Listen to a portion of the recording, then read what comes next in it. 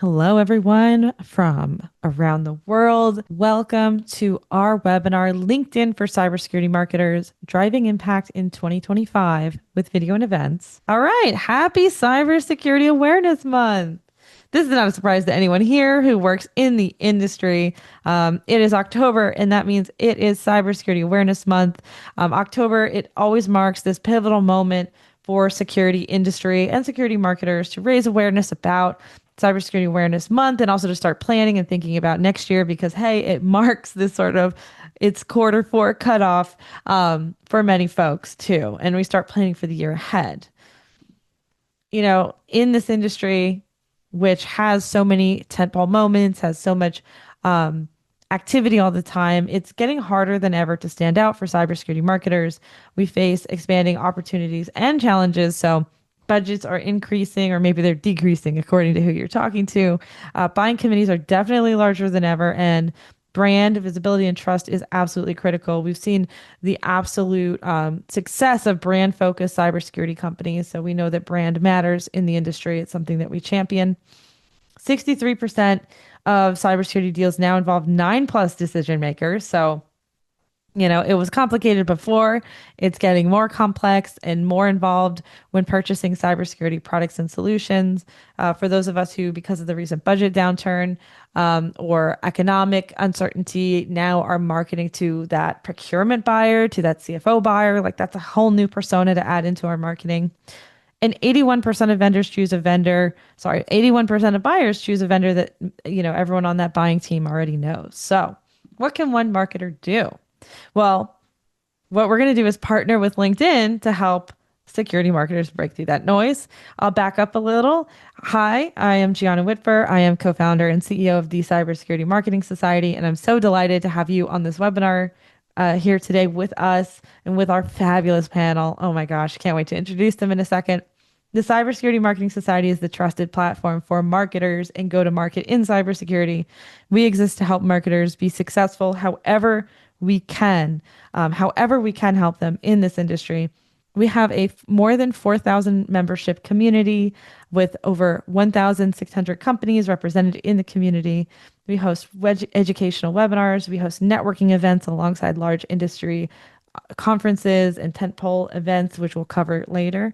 We also have a thriving and active online Slack channel. We have a blog, we have newsletters, we have a podcast, and we have our conference, Cyber Marketing Con, 4 days all about go to market in cybersecurity. 4 days in Austin, Texas this year, December 7th through 10th, and live stream virtually anywhere. Hope to see you there. So, in the spirit of enough about us, right? We are partnering with LinkedIn to help marketers break through this noise. So, in the spirit of our industry's sort of biggest, most well known tentpole moment in the year, which is Cybersecurity Awareness Month, everybody knows it. We have partnered with LinkedIn to share best practices for marketing future tentpole initiatives. We'll share strategies to help you cut through this noise and build impact and market well on LinkedIn for events and video.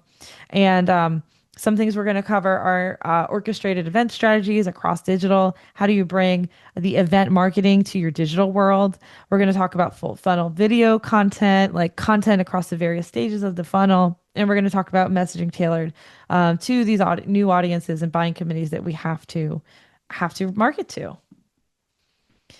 So I am so excited to introduce our panel. We have Suruchi Sharma, Vice President, Marketing at Zscaler. She runs the global digital marketing function, and she has more than a decade of experience in the cybersecurity industry. We're so excited to have her on. Suruchi, we're going to ask everybody this question, but for you, what's one thing about you that's not on your LinkedIn profile? So, what's not on my LinkedIn profile, I can actually read books upside down at pretty much the same speed as I do normally. That's a weird skill to have, but yeah, that's my fun fact. I feel like that should be on your LinkedIn, like in the skill section. One day I'll add it. Okay, awesome. Beatrice has been partnering with SaaS and cyber brands at LinkedIn for 6 years now. She is a senior account executive at LinkedIn, and she's helping security marketers use LinkedIn, LinkedIn video, LinkedIn events to create amazing campaigns around tempo moments, pre, during, and post event. So, Beatrice, what's one thing that about you that's not on your LinkedIn? Well, I don't think it's as impressive as Saruchi's. But one thing that's not on my LinkedIn profile is I love cooking, and I'm actually currently trying to learn some of my favorite Cuban dishes that my mom made. My parents are Cuban, and I grew up with some amazing meals. So I'm trying to add some of those to my repertoire. I love that. What's one of the meals? Well, I haven't mastered it yet, but one of my favorites is ropa vieja. Oh my God, that sounds so good. If anyone has mastered it, put it in the chat. Jen, we have Jennifer Cook, Senior Director of Marketing at the National Cybersecurity Alliance. So Jennifer helps millions engage with safer online behaviors through, of course, National Cybersecurity Alliance, because they are part of the Cybersecurity Awareness Month, which is so cool. And she manages Cybersecurity Awareness Month for 5 of her 8 years at this organization. Jen, what is one thing about you that's not on your LinkedIn profile? Let's see. One thing about me is that I'm a musical theater nerd. I love going to plays and Broadway shows. So if anybody has any recommendations, let me know. I love it. All right. So, folks, if you have recommendations for Jen, post it in the chat. And we're going to flow right into our webinar because we're going to run out of time. I can tell already. It's going to be very exciting, this event. So, first off, we're going to start off with Jen. So, Jen, the National Cybersecurity Alliance is co-founder of Cybersecurity Awareness Month, which is one, like, super cool. Wow. And two, that makes you experts on what this, this tentpole moment is in the industry. Can you tell us about the origins of Cybersecurity Awareness Month and how your organization played a role into shaping it into this like global movement that it is today? Sure. So I guess first, just a bit about our organization. We're a nonprofit and we run educational campaigns throughout the year on different topics like scams, small business security, cybersecurity careers. But overall, it's our mission to help people stay safe online with free resources and articles and events. For example, we actually partnered with LinkedIn over the summer on a campaign about job search scams. So we're always working with the public and private sectors to educate people about online safety. But Cybersecurity Awareness Month was founded in 2004. It was then known as National Cybersecurity Awareness Month, but it was founded by our organization, the Department of Homeland Security, and a group of public and private sector organizations that wanted to create an awareness campaign for the general public. So it is now in its 22nd year. We co-lead the campaign with CISA. And it's been really exciting to see over that time how it's expanded into a global campaign. So we dropped the national from the name. It's just Cybersecurity Awareness Month because we actually we see so much global engagement. Last year we had partners sign up from over 100 different countries. We see our resources translated into different materials. We get photos from people giving training sessions using our resources all across the world. So it's been really exciting to see how much this campaign has grown internationally. I mean, overall about the campaign, I'll add that our Sorry. goal is to educate, again, the general public about digital security and empower people to take actionable steps to protect their personal data.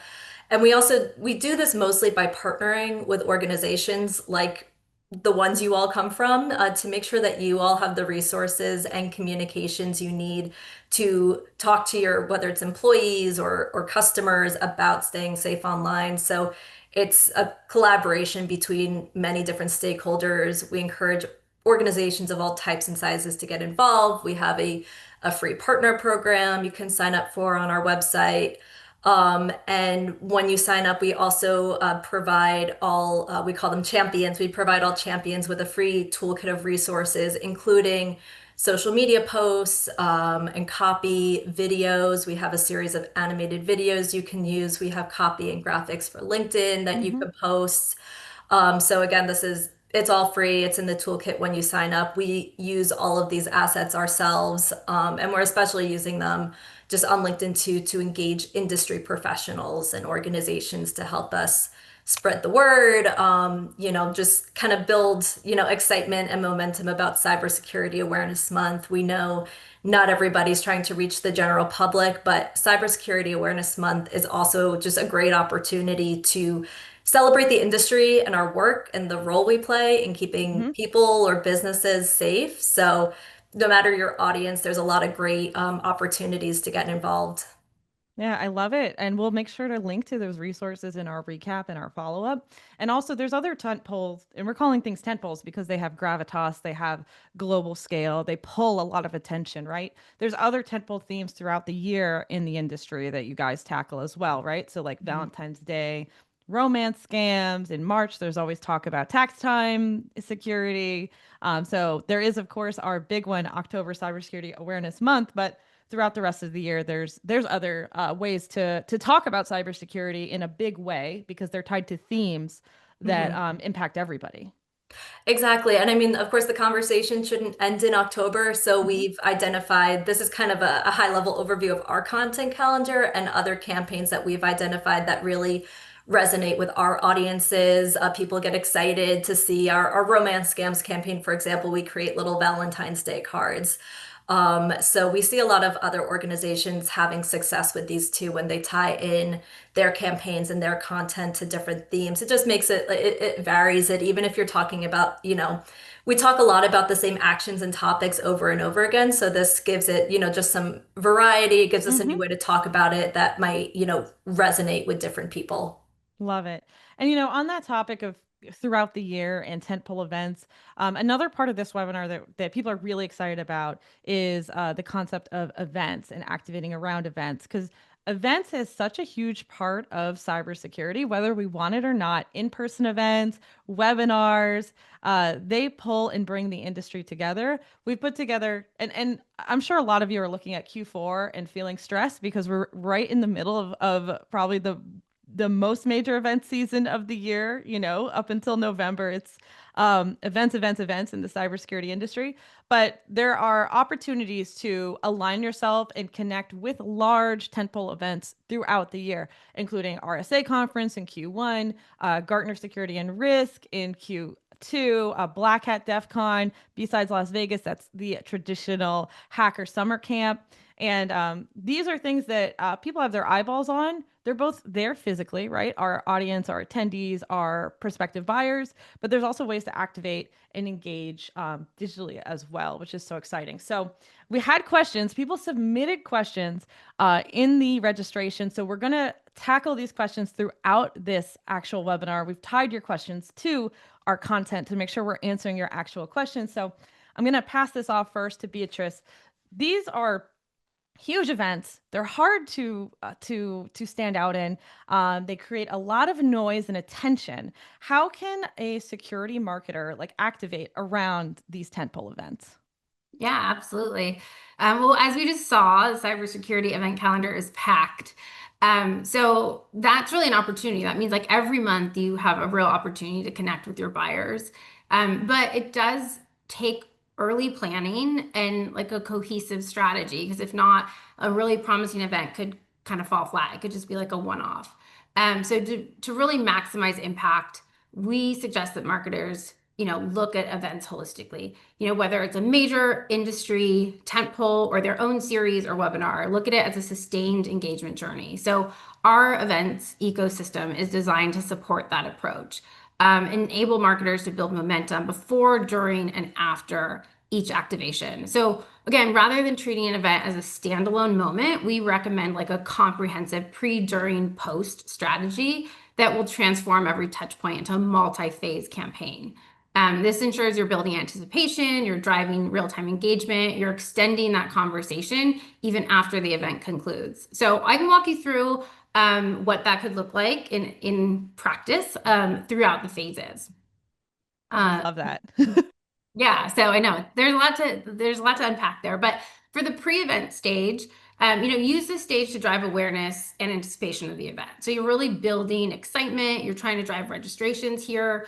You can do this by utilizing a lot of different LinkedIn ad formats, starting with our event ads. So, one of our newest and most dynamic formats, it actually adapts to your pre, during, and post objectives. So for the pre-phase that we're talking about, it's going to help increase visibility and drive registrations. Some other formats you can look at during this phase are our first impression and reserved ads. That's really where you can own the top of the LinkedIn feed for maximum awareness. And then also think about our thought leader ads to drive, to feature influential voices. So think about the speakers that are at your event. That's going to really help generate excitement and credibility. And then lastly, the video and image ads that you're already used to running, use those to drive early interest and tease what's to come.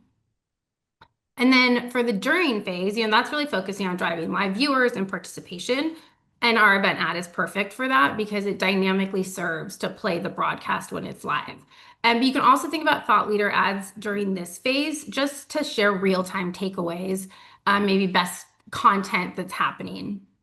And then lastly, for the post-event stage, we like to say the fun and the impact is certainly not over when the event is. So this is just your time to double down on extending that momentum and building your pipeline. So retargeting is a really great format here to include. It's a perfect way to re-engage those attendees and high intent users. Also, document ads are a format where you can share event related content, like if there's some white papers coming out of it. Sponsored messaging is another format here that we recommend. It allows you to follow up on the event with bespoke communication directly to a member's inbox.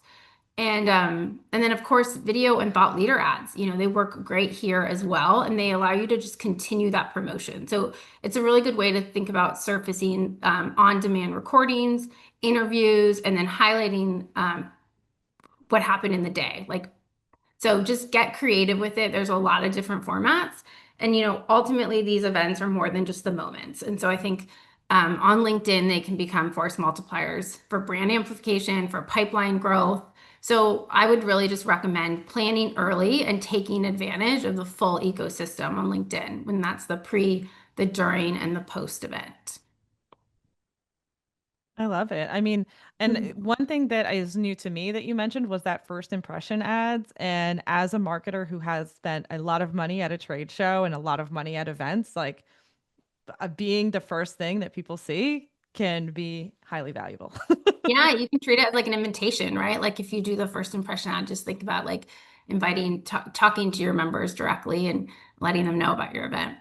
Um, and Zscaler, I know it's actually done a really great job of this. So, Saruchi, are you able to share a tactic that your teams use to stand out during these tentpole moments? Absolutely. So, first of all, I think we all need to understand that there are like billions which are being spent on security, but the breaches they continue to rise, right? Which is why cybersecurity marketers like us, we play such an important role in educating security professionals to stay ahead of the bad actors. So we definitely leverage tentpole moments like RSA and Cybersecurity Awareness Month, and they provide a perfect opportunity to reflect, innovate, and educate our audiences. And going back to the question, so one of the tactics that we use at Zscaler is thought leadership driven storytelling. And we do that across all stages. And that has to be like personalized for the audience and the event themes. To give an example, we spotlight key voices from our organization. So, be it like our executives, engineering, and product leaders, and to make those discussions really like relatable and meaningful. So, we focus on bite size, shareable content. I think you'll see some examples on the next slide. And that really helps you like drive awareness. So this is our programming for the Cybersecurity Awareness Month. We look at like what can help drive awareness and emphasize the importance of zero trust, which is a defining principle of modern security. So be like any sort of content, that is what we want to like promote and be consistent with it. And on top of it, I think to make it successful, timing is everything. So when you're thinking about an event, make sure you launch teasers 3 to 4 weeks before an event to build momentum and excitement. I would highly recommend at least 2 to 3 weeks. So we do leverage LinkedIn ads, event ads, thought leadership ads. So those are like really helpful in amplifying our thought leadership. I love that. You definitely have utilized a breadth of products, and it seems like it's been really helpful. So how do you maximize the participation to engage the audience during these events? Awesome. Yeah. So it always like comes back to two key things. One is how do we build that interactivity and also like the value driven content. So audiences, they stay engaged when they feel included and they walk away with something actionable. So you'll see it in this event as well. And also like having a moderator or a product expert on hand, that is crucial, especially for like technical discussions. So you want to make sure those questions they get addressed effectively in real time. So some of the strategies we use, we leverage like polls and live Q&A to spark that interaction. We also spotlight speakers and participants, right? So if there's a great question, we'll spotlight that to build those connections. We heavily leverage event chats, and that helps like drive discussions, engagement, and also like share tangible insights. If there are any like practical tips or tools, we share it with our attendees. So for example, if we are launching a new report and there is a LinkedIn live or an event we are doing to educate our audiences, we'll make sure there are like different cuts of that report built for different personas, and we'll provide that link so they have something actionable to take home. I love that. That's something we're doing on this webinar. I mean, I laughed when you said it, Suruchi, but we do. We have like a playbook and a guide, and we have resources that we're going to be sending out to everybody at the end of this as well.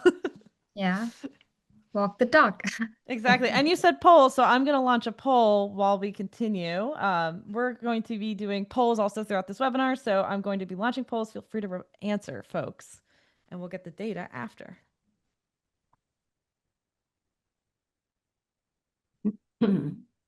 Well, you guys, it sounds like you've had a lot of success with the events. Uh, Sergio, sorry. I think I have to answer the poll. Sorry, everyone. We put the poll up in front of everybody. So one thing we can do also now is talk about what National Cybersecurity Alliance is also doing for Cybersecurity Awareness Month, and the video campaigns and the video that and how you all at the National Cybersecurity Alliance are wrapping in video into what you're doing too. So, yeah, I mean, we definitely see a lot of success using videos. And I mentioned earlier in that, toolkit, we create the free toolkit. It is the most requested resource we get every year from our partners. People love to have videos that they can plug into their social media platforms. We also see people using these videos a lot to send through their Slack channels or their intranet portals. People ask for videos they can share in common areas around their office or play before webinars. So it's fun to see all the different creative ways people use these videos. But this year for Cybersecurity Awareness Month, I mentioned we created 4 new animated videos that kind of walk through each of our 4 cybersecurity best practices, covering tips like passwords and MFA, and kind of trying to show the reality of why these things are important, like what happens if you don't change your password after it was compromised in a data breach. What could happen? What should you actually be doing?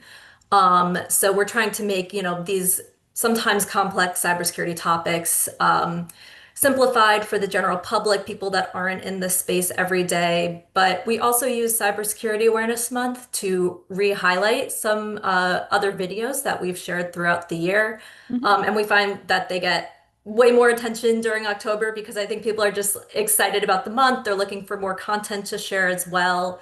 So I think I'm going to talk about our Cubicle series a bit later, but we actually Mhm. have that more episodes coming out next week on October 22nd. This is our web comedy series about cyber criminals. But I mean, even some of our most popular videos are just simple how-to videos that we share during Cybersecurity Awareness Month. I mean, one of our employees, just set up on his device. He did, screen grabs and captures and walked through how to set Mhm. up security settings on different platforms. And they're incredibly popular. They address common questions that our audiences have about how to stay safe online. And we also find that security professionals like to have this kind of content that is simple, easy to follow, and they can share with others. Awesome. We love it. And we'll definitely talk a little bit more about Cubicle later because folks, audience, we're going to talk about also like cutting up content and how to reuse content, etc. But before that, so Beatrice Cerrucci talked about integrating the video into the events, right? So make sure you capture the folks on stage. Make sure you run campaigns or at least, and it made my stomach drop, Cerrucci, when you said like a minimum of 2 to 3 weeks in advance. I was like, oh, I hope everyone's doing that. um, but Beatrice, can you share a little bit more about like using video? How should we actually use it? We know it's important. Like, why is it actually important? How can we make the case that hey guys, we actually do need to start recording stuff and publishing it on LinkedIn? Yeah, absolutely. Well, I mean, we know in cybersecurity, trust is everything. And video on LinkedIn is such a powerful tool because it really helps build that trust. It, allows you to tell your story, reach the right people in the right mindset. It's only a platform to reach the CISOs, the IT leaders, the security architects that you're looking to reach in that professional mindset. So, for the video, whether it's in your news feed or on CTV, it's the format that's going to grab attention. It's visual, it's fast, it's memorable, and it allows you to showcase your solution's value. So, like demonstrating thought leadership and also humanizing the complex tech, right? It can be really complex, and video allows you to tell that story. One common misconception, though, is that video is really just for the upper funnel marketing. In reality, customers are going to respond strongly to all kinds of video content if it's relevant to them. So I think, if you think about the marketing funnel and the audience you're looking to engage at each stage, make sure you're tailoring that content accordingly. So I can kind of walk through a couple ideas there as you think about the funnel. So for top of funnel, that's where you want to drive awareness and interest. So you're building brand recall and memorability here. So consider shorter snackable videos. Saruchi mentioned that, some of the shorter video clips. Share thought leadership, industry points of view, maybe even like high level product explainers, but make them like short, snappy, digestible, visually engaging, and optimizing for silent audio play, just so you can make sure you're capturing everyone regardless of how they're kind of consuming that video. And then from a placement perspective, the upper funnel is also a great opportunity for CTV to reach your audience in a premium streaming environment where you can really build that brand storytelling. Um, What, Beatrice, let me interrupt you. Can you explain the concept of CTV to the audience? I'm sure most people know, but just, we try to de-acronymize when we can. yeah, so connected TV. I mean, just when you're sitting on your couch watching your streaming shows, you can actually leverage LinkedIn. So use our first party data, reach the exact audience you're looking to reach as they're consuming their streaming television shows. That's really cool. I would love to hear from the audience too. If any of you have used CTV, and we're going to launch a poll and another poll in just a few minutes about video and about the challenges you guys have with producing and deploying video. But if anyone has done CTV campaigns, would love to hear from the audience too about that. So feel free to put comments in the chat. Yeah. Yeah, awesome. Well, and it doesn't just have to be for upper funnel, but that's certainly a great brand storytelling avenue. And then for mid funnel, consideration, now you've got an audience who knows a little bit more about your brand or your product. So you need to really focus on the education, differentiating yourself, building that credibility. So do this with like deeper level content. So think about like deeper level product explainers and customer testimonials. Those can be super powerful here.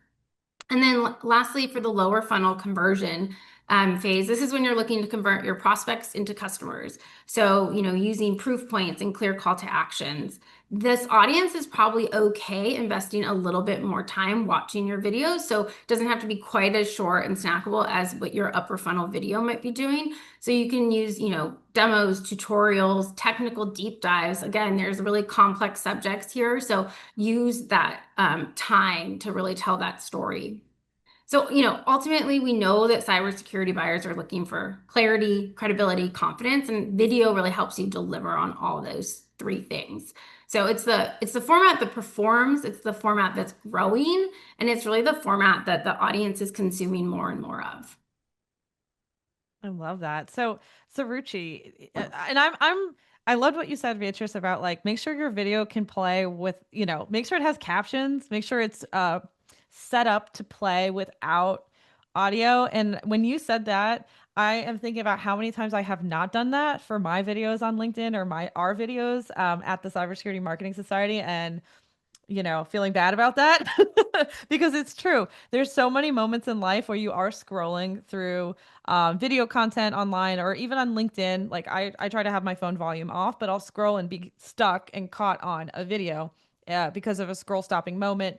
But I'm not going to turn the audio on because I'm working or at the grocery store or something. So Sarushi, in terms of creativity and creative best practices, do you have anything to add about how you are designing videos for Zscaler so that they catch attention in the LinkedIn feed? Yeah, so that's a great question. The first few seconds of the video, I think they are the most important. It's what's going to pull the audiences in or lose them entirely. And I was like reading about this attention spans are dwindling, right? So I heard the 8 seconds attention span. That was crazy. Are So we all goldfish? We've become goldfish, right? I hope that's not true, but so a strong opening is almost like it's everything, right? So what we have tried, we like start with a hook, right? You can use a bold statement or a surprising stat or a compelling question. So to give you an example, so for example, you can say, "Did you know 90% of the cyber attacks they start with phishing?" So that hooks the user in. Or lead with visuals. So we rely heavily on like dynamic visuals or animations with very minimal text. So that's eye catching, especially like if they showcase how the problem is being solved. And I would avoid like heavy branding upfront and focus on like more engaging imagery. The third thing is like highlight value quickly. So if you have only less than a few seconds, so tell the audience why they should watch that video. So for example, like something like we'll reveal 4 stages of ransomware in this video. So that's eye-catching, that's like gripping. And also like set the tone. We leverage upbeat music at times and also like engaging voiceovers that those help like create energy and grab focus instantly. I love it. Can you talk here's some of the videos that Zscaler has done across the various stages of the funnel. And just what you said about like the short form video, the attention span being really short, like you got to really make people stop using their thumb like in the moment and grab their attention. But on the flip side, in security, we're doing tons of webinars, doing tons of long form content, doing maybe even virtual workshops, etc. Like stuff that's longer form. Have you seen difference in results or any difference between deploying these like long form and short form content and like what your audience prefers? Yeah, so I think at least what we are seeing, the key is really the audience, right? So the full funnel strategy with video is very important. And we ask like every time we are thinking about, hey, we need to build like a video asset, we always start with this simple question. So what is in it for them? So that question literally like shapes everything from what we prioritize to even like how we deliver the content. And believe it or not, most of our time it goes into getting the content right than the actual production of the video. So short form storytelling, especially like 60, 90 seconds, that works beautifully when you want to grab attention and also evoke emotion. So on LinkedIn, especially like these kind of videos, they are great for customer success stories. You want to highlight any industry challenges or even like highlight like big trends. However, like the longer educational formats, you can see some examples on the slide. They cater to audiences who need more deeper insights, especially like the practitioners, technical decision makers. So we have seen success with longer form videos as well. So webinars, like detailed case studies, and we try to like convert it into more engaging formats and explainer videos. They give these kind of audiences, the practitioners, the guidance, the best practices, and also like the depth they need to make those decisions. So, I mean, the long and short of it, ultimately everything comes down to knowing your audience and delivering content, what where they will find it more engaging and relevant. Have you found, and then this is, have you found that CISOs or maybe the higher level of security audience consume any different type of like are they leaning more towards long form or are they just as strong an appetite for short form content? Yeah, we do see a balance, and I'll give you an example. And depends upon, I think it's a great way to visualize in the form of a funnel. But what we have done is like if say we have a 10-minute interview, right, with our CEO. You can see an example here. So we'll break it into different sizes. So for example, 30-second for an ad, and that will draw the user in to like, maybe consume a 2-minute video. And once they do that, we'll also like offer the longer version. So it really like kind of builds that full journey. And we see like a pretty good consumption rate even for 2-3 minute videos. But you need to make sure the storytelling is powerful. There is that, we're following those best practices to keep the users engaged. But yeah, I mean, on an average, I've seen like 2-minute videos. They also like work well for CXO audiences if they're done right. I love it. I'm going to launch a poll, everybody. We're launching a poll about video and about your challenges with video. And we're going to talk a little bit soon about challenges and how to be efficient with like recreating content. But for now, make sure to answer the poll. And another thing so Richie, anything else on like the content side of the house you want to cover with video for the funnel? Like any other tips for the audience here on how to make effective video for various stages of the funnel? Yeah, I think it depends. Like for the top of the funnel, keep it more educational. So don't throw a lot of like technical jargon. And again, depends upon the audience. If it is for CXOs, you want to be like solving the challenges which are top of their mind. And as you like progress further down, maybe if it's for practitioners, you want to like go with like product demos, explainer videos, but at the same time, just make sure you add value. They have to like, there should be an action they take home when they consume it. Love it. Make sure there's a resource, which reminder, you'll get one after this too. All right. So folks are answering the question. So one thing that came up oops, I don't know why my LinkedIn pulled up there.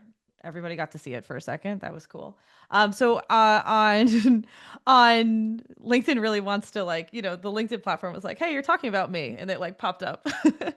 So in the in our like our scoping call, in our preparation, you guys had mentioned something called brand link, which was new to me as like a format and a delivery mechanism on LinkedIn. So if you could talk a little bit about brand link, I think the audience here would probably find that interesting. Yeah, I can kind of share a little bit about what the program is. So it's a newer program that where it allows brands to connect with trusted publishers and creators. So think, publishers like Bloomberg, Wall Street Journal, and a number of others, and actually put their pre-roll within this premium content and target it directly in a member's feed so they can use their audience targeting, the same audience targeting that you love on LinkedIn, but it's aligning with that premium content. And actually, Zscaler was one of the first to pilot it. So, Suruchi, pass it back over to you to tell us a little bit more about kind of, why you piloted it and the success you guys saw. Yeah, so BrandLink, it provided a very unique advertising solution. And there were two key highlights, like high quality premium publications, and you can leverage the power of LinkedIn's audience targeting to get in front of the right audience. So you're not like spraying and praying here, but being very, very targeted. So for our thought leadership campaign, so that was on like zero trust and AI, we partnered with the LinkedIn team and leveraged premium publications. You can actually pick and choose like which ones you want to get in front of. So it was Wall Street Journal, like Bloomberg, Yahoo Finance, and the likes. And the results, they did exceed our expectations. The cost was higher compared to other like LinkedIn native ads, I'll tell you that, but it did boost our ad recall and awareness significantly. We almost, I think, doubled our SOV, if I remember the results right, even probably higher. So for advertisers who are thinking about leveraging brand link, we also had some good learnings to maximize, the amount of like budget you're spending here. So we found that creative content, especially like the first 15 seconds, that was super important. You need to make sure the video is mobile optimized.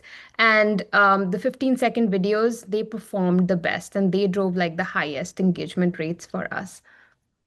Sharuchi, just a clarifying question there. A 15-second video was like some of the best performing content. Yeah, so these are like short videos, and those performed really well for us. And it's like a pre-roll in front of the content that the Wall Street Journal is producing that you're aligning with. That's amazing. Can you tell us a little bit about maybe a little bit more about the the one of the examples of the content that was in that 15 seconds, or advice you have for folks who are trying to figure out like 15 seconds worth of content. Because to me, I talk too much, which everyone here who's been on our previous webinars know. um, so when I make videos, I'm constantly trying to cut them down shorter. And 15 seconds to me, it's like, wow, you got to hit with a bang for that. Yeah. So we kept it like we didn't spend a ton of money on the video itself. But again, going back to my earlier point, we wanted to get the content right. Something that is, it's a draw enough. So 15 seconds, I think the script was cyber attackers are harnessing AI to attack your enterprise. See how zero trust and AI can get, make you stay ahead of the bad actor. So that was it. And then it drew like folks to a longer form landing page which had more like educational content. It was ungated, and that was like intentionally done, more educational versus hey, there's a gate in front of you and you have to provide your digital currency. That was not the reason, because we were very clear it's an awareness play and we want to make sure people they get something out of it. So we had to like constantly, we still do that, we constantly optimize those landing pages, we see what people are consuming and we build more rather than just doing everything and anything. I love that. That's excellent. And what a great way to both align your brand with these like premium publications, right? So like you said, I think Wall Street Journal, maybe New York Times, right? Um, that's very cool. That's so cool. Anything else you want to add about this? I think that's Okay, it. cool. All right. All right. So this was a question that came up in the when people were registering, right? Because our audiences as security marketers, they range. We're marketing the CISO, we're marketing to the security engineer or the analyst, or but some of us are even marketing to non-technical buyers, such as like procurement or the CFO, et cetera. So this is going to be a quick question for each of you. So obviously the mention of humanizing content and humanizing your brand because you have video and you have faces and voices on it has come up over and over during this webinar. What are some hot tips for making cybersecurity concepts more human? And I'm going to shoot it over to Saruchi first. Yes, I know cybersecurity is serious, but that doesn't mean that your brand cannot be authentic. It cannot be relatable. So we leverage like humor from time to time as well to connect with the audiences. So tell human stories, like spotlight your experts. I would like skip over, I won't go with a very scripted approach and let their personalities shine. I know there was a question in the chat like about how much you spend on building these videos. Some could be like super authentic. We can just use our iPhone or whatever phone we use to just record our experts. And those videos do extremely well as well because they are raw, they let their personalities shine and make the brand more relatable. So also simplify complex topics, make them plain, relatable language without losing accuracy. A, that's a tough one, but we as marketers, that's our job. So you have to simplify those complex topics. Share behind the scene moments. So if there's an event happening, you can just like record it, and that really like brings the transparency. It also like strengthens trust in your brand.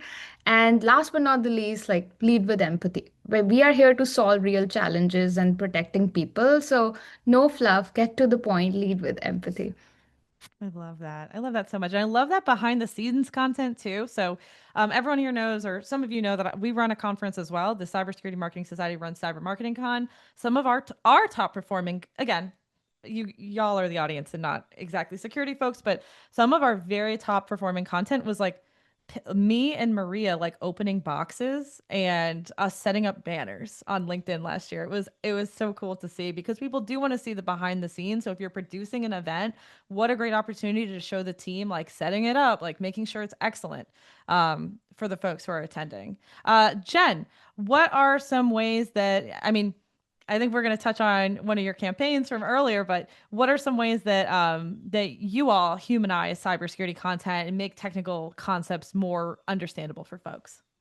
Yeah, so like Saruchi said, I mean, we are big fans of using empathy, making things relatable, not using jargon, but we also really enjoy using humor, and creating something not just for education, but for entertainment. So I mentioned earlier, one of our most popular videos is a comedy web series called Cubicle. We kind of refer to it like it's The Office, but about cyber criminals. So it's really fun for cybersecurity professionals who we'll pick up on a lot of jokes and references, but our goal was to create this for the general public and show people the reality of who cyber criminals are. You know, they're not like hackers in their mom's basement. These are fully operational organizations with HR departments and workplace dynamics. So the goal here was to use video to educate people through humor and portray situations that are based on real life stories of criminal organizations. And we took a look at those. We pulled the most interesting ones and turned that into content. Our problem was that the public doesn't, usually care about cybersecurity. They don't care enough to pay attention. So we figured that if we could get the humor and the content right and present this as something just fun and entertaining, we can kind of, sneak the education in there and educate people without them realizing it. So I'm not saying you need to produce a full web series. Like I mentioned before, some of our most popular content is just simple how-to video walkthroughs of setting up security settings. But sometimes it's good to just, get creative about how you're delivering your message to your audience, not being afraid of a little bit of humor, and maybe also looking into external stories or current events that your audience is following and talking about that and pulling that into your content.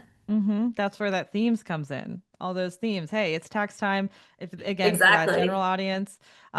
Hey, it's RSA conference. Are you going? Everyone's Because that's going. what's I'm at gonna the be top of there. people's minds, and yeah, that's what Mhm. they're looking to learn about. I love it. Beatrice, shooting it over to you. So, like, how can folks make highly technical security concepts more human? Yeah, absolutely. I mean, I think we just heard so many great examples. And so I guess, we're all saying is like a great ad format where you can utilize a lot of those examples that, Suruchi and Jen spoke about is our thought leader ads. So, cybersecurity can be really perceived as intimidating and um, technical. And so actually using thought leader ads, that format can help shift that perception. And I think utilizing a lot of what we talked about doesn't have to be super high production value, but thought leader ads let you put a face to the brand. So, featuring real people, it can be your CISO or a product leader or security evangelist. That makes your message more relatable and credible. And then also just builds trust with expertise. So, like if a security expert shares insight, it feels really authentic. It doesn't feel like marketing, it feels like leadership, like something that that individual is choosing to discuss. And then it drives up engagement. So, people engage more with individuals and with logos. And so, thought leader ads consistently actually outperform a lot of brand ads from an engagement and conversion rate perspective. We love it. I got to tell you, the society is a big fan of the thought leader ads. That's a lot of what we're running in the run up to our conference, and thought leader ads perform amazing, like at least for us. So, uh, love it. Okay, question. So a lot of folks, okay, in the chat, and folks who have questions in the chat, don't worry, you will get those questions answered after the webinar because we are going to run out of time. So folks who just answered our video poll, a lot of folks replied and said um, that people don't know how, people are not willing to go on camera is one of the challenges. And then we're not able to create video. Like, I don't know what we can do with it after we make it. Or we have challenges turning it into different formats. In fact, the number one, I'll share these results actually instead of just talking to them. But number one was we produce a lot of content, but I have challenges turning it into different formats. Panel here, do you have advice for the folks listening on what can you do to make the creation of video content, which you need for all your placements, easier, faster, better?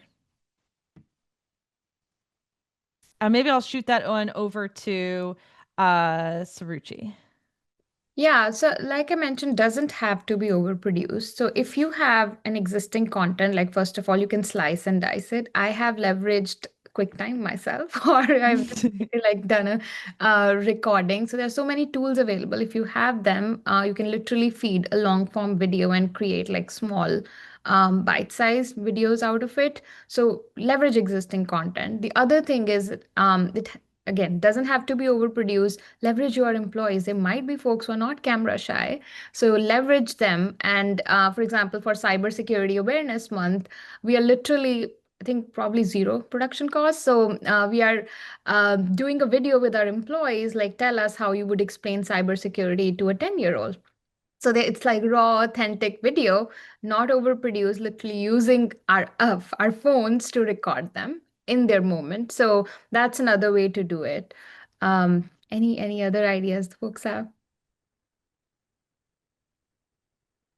I use a lot of so we produce video at the society too, and a few folks in the comments as well mentioned some tools like Descript. There's AI generated tools. What we can do, or AI tools that help folks create content faster, resize content faster. For anyone who's listening, we can send a list of AI tools after the webinar too, because I think that's a hot topic and people want to know. All right, cool. Scaling video. Hard to do, especially. Oh, actually, here's a question from the audience that maybe we could touch on too. Um, and I think Saruchi, you answered this. There was concerns, right? If you use AI tools, do you lose your brand? Do you lose your identity with your if you're slicing and dicing too quickly? I think you were saying authenticity reigns. It matters, and folks don't need the highest production content possible. Like they can just, people like content that's made that seems real and live, and you can use your phone to do it. All right, we're running out of time. So let's move into segmentation, which is another hot topic. So video is a powerful tool for, building trust, putting faces and voices in front of our audience, and engaging in conversations as well as building awareness. But you have to deliver it to the right person, right? It's not as useful if it's not going in front of the right audience. So, Beatrice, when it comes to buying committees in cyber, where decision makers are spanning like so many roles, we all know this. We've seen the list of titles. Like, how can marketers use LinkedIn's targeting tools to better segment and focus on the audience that they want to reach? Yeah, I mean, you're absolutely right. Like cybersecurity buying decisions are rarely with one person, right? You mentioned at the start, the buying committees are getting larger and larger. So LinkedIn's first party data actually gives marketers a unique edge there in reaching and segmenting these roles with precision. So utilizing just our first party professional data, you can target specific job titles, functions, seniority levels, ensuring you're reaching a broader set of stakeholders, especially at those upper stages of the funnel. You can also build audience segments. So think about, job titles plus company size plus industry to reach, enterprise security teams.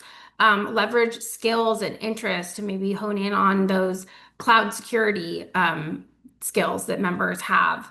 And then, a couple other things to think about. I think remember retargeting. So, we talked a lot about video and where video can be a full funnel solution, but as you're utilizing video at the top of the funnel, make sure that you're retargeting those users who have watched your video and nurturing them down funnel. And then lastly, we've talked about this a little bit too, but ensuring you're really tailoring your content to the audience. So we've talked about the type of content you should consider at each stage of the funnel. And then the first party targeting that we have available to reach that, exact audience. So grow the extra mile, make sure that those are really complementary, that content is tailored to each of those audiences. I love it. And we've just launched a poll. And it's true. It's you gotta put the right message in front of the right audience at the right time. It's the story of marketing. So we've just launched a poll. We'll make sure to share this too afterwards. All the poll sort of results and the data we got from this. We launched a poll. What personas are you targeting most often on LinkedIn? And we have a bunch of personas, including SOC, security operations, GRC, that's risk and compliance, finance and procurement, which is becoming a bigger set of the targeting and pie in the audience as folks are dealing with budget constraints, et cetera, as well as channel and MSP. So feel free to fill that out. Um, we want to be able to talk, and we had questions about that from the audience before the webinar started. So we want to be able to talk a little bit about segmenting and hear Saruchi's stories on how she segmented her content before. So how do you guys approach it at Zscaler?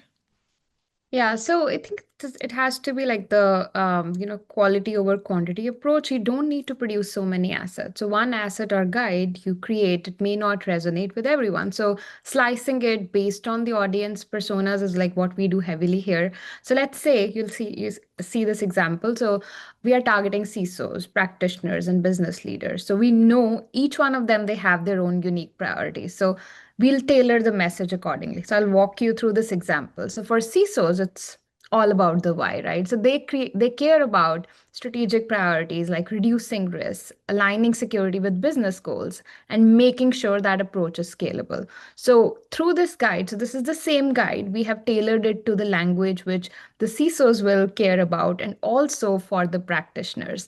So for the CISOs, it's about like, can we simplify zero trust adoption? Can we prevent breaches? And how do we future proof their systems? So leverage like metrics and ROI data to back up the claims we have. And for practitioners, that's mainly focused on the what and the how. So the same guide it now dives into technical details, like how solutions like granular access policies or threat detection work, how are they integrating into the workflows. And that's what sets it apart. And we also have a version which is slightly different for business leaders. So that audience cares about the outcomes. So they want to know how cybersecurity will enable innovation. So we keep it like super like non-technical, and we showcase like we understand your challenges and Zscaler's relevance to their challenges. So that's how we add value for audience specific messaging.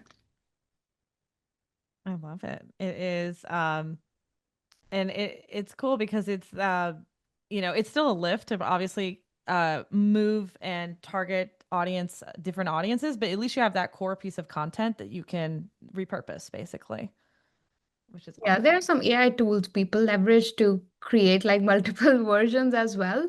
But at the end of the day, I would always like make sure that there are human eyes on the content, because content and creative, those are the biggest levers marketers can use to stand out. I love it. Awesome. Well, okay, so we only have 2 minutes left here. I told you guys we are going to get to the end of the time, which we did. And I am so thankful for everyone who attended this panel, attended this webinar. I'm so thankful for our panelists. Just to wrap up here, we talked about events. They're campaigns, right? They're tentpole. They're big. You can make them bigger even if they're small, right? Don't treat them as one-offs. Treat them as a multi-touch journey across an event. Using video, whether it's video for your event and you're applying it pre, during, post, or it's video across other campaigns. Try video across funnel stages, from top of the funnel, eye catching, like hook you content, all the way down to like case studies and ROI, but video versions. That is such a cool idea. And long form content too. And then segmentation, it drives conversion. If you don't reach your correct audience with your correct message, it's going to be potentially less ROI than if you actually reach the right audience with the right message. And hey, tailor and personalize your content. So, for all of you here, thank you all for attending. Yes, there's a lot of questions. There's a recording of this webinar, which we'll send out afterwards. You'll get the deck, you'll get a replay. Resources from us include our tentpole events in cybersecurity guide that we'll send out to everybody, produced by the Cybersecurity Marketing Society and LinkedIn. And LinkedIn is also going to follow up with some resources. Beatrice, I think you have like the pre, during, post event playbook. Like, what else can people expect to get? Yeah, exactly. Just helpful kind of templates for you as you're thinking about planning your event strategy for pre, during, post, and then some of those ad formats we talked about, like brand link. Love it. And for anyone else, also, we are not for anyone else, for everyone too, we'll also send out some stuff from the National Cybersecurity Alliance so that you can access the resources they have for Cybersecurity Awareness Month. I want to thank you all so much for attending. I want to thank our wonderful panelists, Beatrice Perez, Jennifer Cook, and Suruchi Sharma, for spending their hour with us. The Cybersecurity Marketing Society exists to help marketers in cybersecurity be successful. If you're not part of our community, join us. If you're not coming to our conference, Cyber Marketing Con, we hope to see you there in December in Austin, Texas. And as always, we produce the content that you want to see. So give us your feedback, answer the survey, email us your thoughts and your feedback and what else you want to see. And we will recap this event, this webinar, with all those resources, a replay, the deck, and of course, answers to the questions you submitted after the event. Thank you, everyone, for joining, and thank you, LinkedIn, for partnering with the society. Anything else? Anything else, guys? Thank you. We're good. No, Thank thank you you. for having us. Oh, awesome. We're only 1 minute over time. Thank you, everybody. Have a wonderful rest of your day.